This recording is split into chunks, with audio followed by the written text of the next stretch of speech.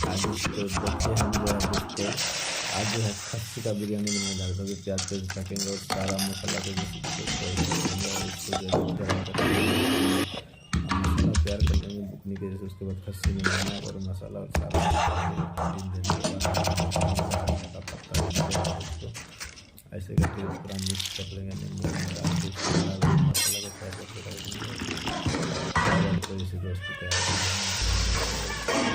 फिर मैं कुछ ऐसे जो है कि खस्सी को करेंगे ऐसे करके दोस्तों। उसके बाद फिर उसको ऐसे करके हम फारसूं को चावल को डालेंगे और जो है खस्सी बिरयानी बनाएंगे दोस्तों। देखिए खस्सी का तैयार हो गया है। उसमें चावल देने के बाद उसको ऐसे कर देंगे।